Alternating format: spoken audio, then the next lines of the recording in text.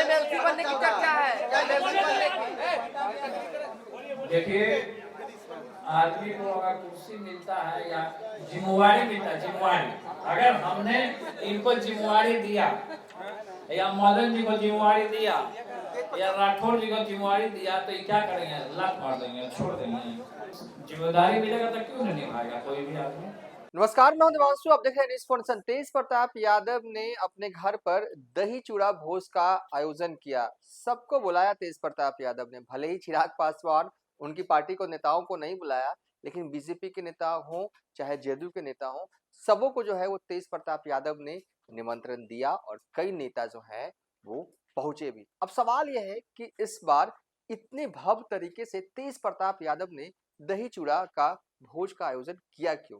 कोई बात है क्या इंटरनल तौर पर सियासी रूप से? तो ये चर्चा है कि हो सकता है कि साल 2026 में तेज प्रताप यादव जो हैं एमएलसी जो हैं वो बन सकते हैं। क्यों बन सकते हैं, कैसे बन सकते हैं? तो सबसे पहले एक ग्राफिक्स हम फायर कर रहे हैं। देखिए, साल 2026 में कुल 9 एमएलसी का जो है वो कार्यकाल खत्म हो रहा है। वैसे तो 10 हैं, लेकिन एक साथ चुनाव 9 के होंगे, लेकिन उनके नंबर्स काउंट जो है एक साथ होंगे, इसलिए अभी हम 9 बोल रहे हैं।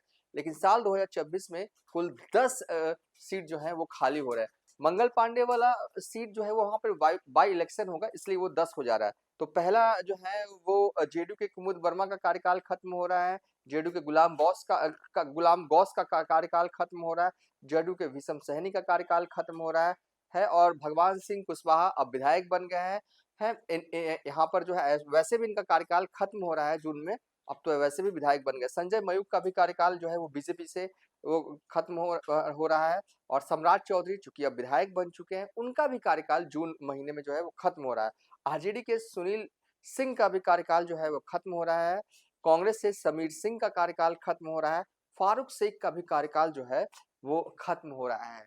बिहार इलेक्शन 2025 के जो नतीजे आए उसके बाद आरजेडी बहुत ही कमजोर हो चली है। सिर्फ 25 ही विधायक हैं आरजेडी के पास। ऐसे में जब बिहार विधानसभा कोटे, ये जो 9 सीट वाले चुनाव है ना, 9 सीट खाली हो रहे हैं बिहार विधान परिषद में, वो बिहार विधानसभा वाली कोटे वाली खाली हो रही है।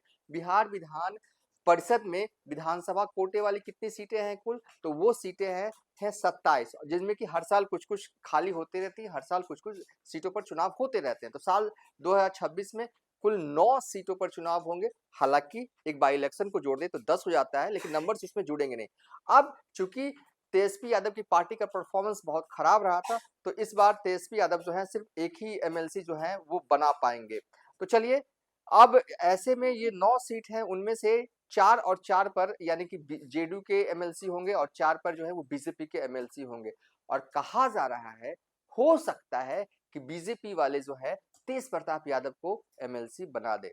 अब कहा जा रहा है, सो आज प्रेस कॉन्फ्रेंस था तो सवाल भी पूछ लिया गया तेज प्रताप यादव से कि क्या आप एमएलसी बनने जा रहे हैं? तेज प्रताप यादव ने इस सवाल का ऐसे जवाब दिया है, बहुत ही मतलब कि इंटेलिजेंट तरीके से तेज प्रताप यादव ने इस सवाल का जवाब दिया है। उन्होंने ये नहीं कहा कि नहीं नहीं हम एमएलसी नहीं बनेंगे, उन्होंने ये नहीं कहा कि वो बनेंगे। वो ना एग्जाम्पल सेट करके इधर उधर की बात करते हैं और कहते हैं कि अगर जिम्मेदारी मिलती है तो निभाया जाता है, मना थोड़ी ना किया जाता है। इस सारा समझिए कि तेज प्रताप यादव कह रहे हैं। आगे आप वीडियो में देखिए, जब तेज प्रताप यादव से प्रेस कॉन्फ्रेंस के दौरान ये सवाल पूछा गया कि क्या साल 2026 में आप एमएलसी बन रहे हैं, जवाब देखिए क्या है। एमएलसी बनने की चर्चा है।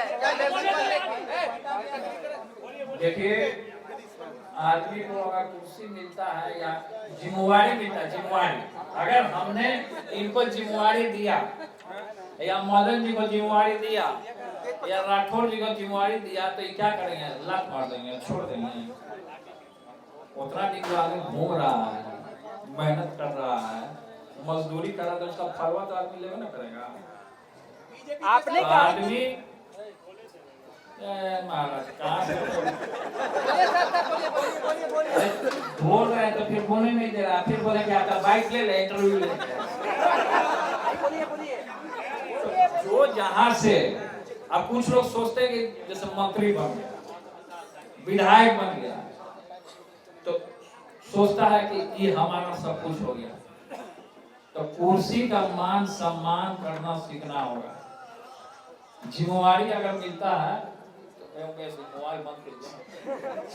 जिम्मेवारी को लेना होगा, एक्सेप्ट करना होगा और इसको निभाना होगा। तो जिम्मेदारी मिलेगा तो क्यों नहीं निभाएगा कोई भी आदमी।